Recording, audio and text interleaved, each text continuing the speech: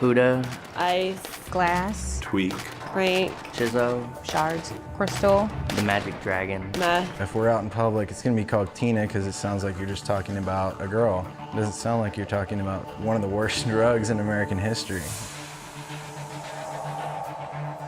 Crystal meth is actually the more pure form of methamphetamine. Commonly, people think methamphetamine is just a powder, but really, these days, you have to go searching just to find it in powder form. Crystal meth is the most common what you're gonna find of the meths. It looks like glass, like blades almost, but it's like glass pieces. Comes in different flavors sometimes. It comes in like different colors, kind of pinkish, brown color, like an off-white, and sometimes it's crystal clear. And there is also another thing, it's called peanut butter crank. It actually looks like peanut butter, smells like peanut butter, and it's basically pure speed. It's more pure form of crystal meth. It's made out of Everything underneath the hood of your car and your kitchen sink. Ammonia, driveway cleaner, lye, gun bluing. Battery acid. pesticides. It's basically ingredients that if you ingested any of them would pretty much kill you or send you to the hospital in serious condition. And I know that the people that manufacture it, can get blown up and they die. It's strictly just toxic poison. For every 1 pound of meth that you make, you get 6 pounds of toxic waste. It's going to cause irreversible damage. Originally started out snorting it. Snort, smoke it, shoot it, whatever, I'd snort it, shoot it. And I would ingest it as well. I tried it every way that you could do it. And I just kept gradually going up and, trying to get that better high until I was, slamming it multiple times in the day. I was 13 when I first started doing it. Started about the age of 16. First time I did it, I was 17. I was at my brother's house. He was sitting down there smoking it, and he offered it to me. Got into it because I wanted to impress a guy. It was utter curiosity, maybe boredom. I started off just having fun and hanging out. It was a social thing. My parents in my school sent me to a rehab because I got caught smoking weed at school. Just met some people there, and I started, hanging out with them when I got out, and they introduced me to it. One day they pulled out, a crystal meth pipe and were smoking it, and I had no idea what it was. I thought, okay, well, this can't be that bad, everyone else is doing it. I decided since I already smoked marijuana, maybe try this meth thing, so big mistake.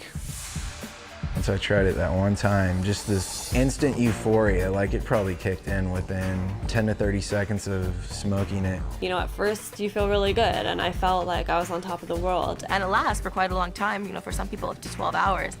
When you come down from it, it's like the complete opposite. And it started coming off of it the next morning. That's when I actually called the drug dealer and said, is this supposed to happen? He's like, yeah, but there's an easy remedy, you just do more. Or once you start and get going, there's no stopping it. My body would ache, like I had just gone over had like the worst flu ever. Throwing up, couldn't hold anything down, and I was yellow on top of it. Lethargic all the time, really hard on your body. I came out of the military, I was weighing 180, and within 6 months, I was down to 135. Went and saw a friend, and she's like, what have you been doing? You look like a stick. I had spots in my head about this big of hair, like literally gone, like a baby's butt. I mean, you can tell when somebody's on meth, it definitely takes its toll on you physically. I started getting more psychotic. Like my boyfriend and his friend would be talking, and I would swear that they were talking in code. I would be hallucinating so bad where I'd see things in my room, see things that weren't there like bugs, or see things crawling on me, picking at my arm and trying to get these bugs out of my arm. I spent 6 hours not moving other than picking at my face in front of the mirror. By the end of the night, I had huge gashes all over my face, I'd have them on my arms, I'd have them on my legs. I was up for my 8th day with no sleep and no food, watching the walls move.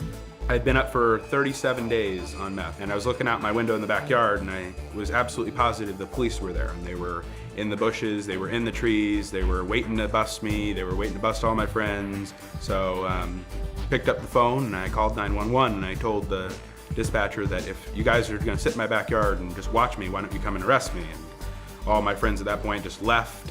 The police came, they surrounded my house. Eventually they had to get me and tackled me and get me out of the house. Ended up taking me away. I'm thinking people were chasing after me. I actually went to a family member's house, and they ended up calling the cops on me because they didn't know what was wrong with me. Woke up in a padded room, and I spent a week in a mental hospital. And you just go crazy on it because you're tweaking.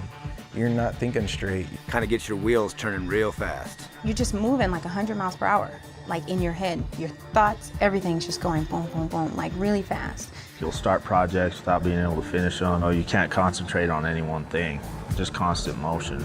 And you're doing absolutely nothing. I had to calm myself down, panic attacks and stuff. I would just start getting real irritable, cranky, tired. You get depressed. Feel worthless. I remember just wanting to lay in bed and sleep my life away. That was the only way I could function, is if I did just do a shot. Just needed that and wanted it and was going to do anything to get it at that point. Wouldn't have any problem going to your house, kicking your door in, robbing you for everything you had, just to get it. Makes you not care that you're wasting your life away. Makes you not care that your sister cries at night because her brother is out committing crimes and manufacturing methamphetamines. Had completely kidnapped me, mind and soul, and the more I did, the more it built up inside of my body. I noticed in myself short-term and long-term memory loss, nerve damage, my muscles sometimes twitch, just things that seem to be irreparable. My gums have permanent damage. I have permanent bone loss underneath my gum line. I have an eroded esophagus now. 6 years ago, it was near cancerous. I still have problems today with it, and I mean, really bad heartburn. If I drink water, it can burn my throat. I got cut from here all the way down to below my bikini line, and they removed all my large intestines. Left me with 1 inch. I have tendinitis now. Well, I got hepatitis C from injecting drug use. You know, doing all that battery acid and muriatic acid and all that, it eats away not only at your teeth, but every bone, your eyes, it kills you. You are the company you keep. So if you're hanging out with people that do drugs, you're gonna do drugs. I don't care who you are, you're not going to be able to function better on drugs. Of course, I was always warned as a young kid, stay away from this, stay away from that. Whereas knowing what I know now, yeah, I would have definitely avoided it. Nobody ever told me when I started it that, hey, this is an extremely deadly poison. If anybody had actually told me what it would really do to me, I would have walked right away from them and told them they're crazy. There's nothing cool about it. There's nothing fun about it. It's deceiving at first, but it'll just take you to a place of going nowhere. Becoming addicted for just one try or just one time, it's not worth it, because that one time can kill you. A couple nights of fun could lead to a whole lifetime of destruction. Look at the pictures, they don't lie, like the mug shots, they don't lie. The people that are going to jail, it's not lying. I mean, it can be you. It's probably, in my opinion, the one drug that will make sure it happens.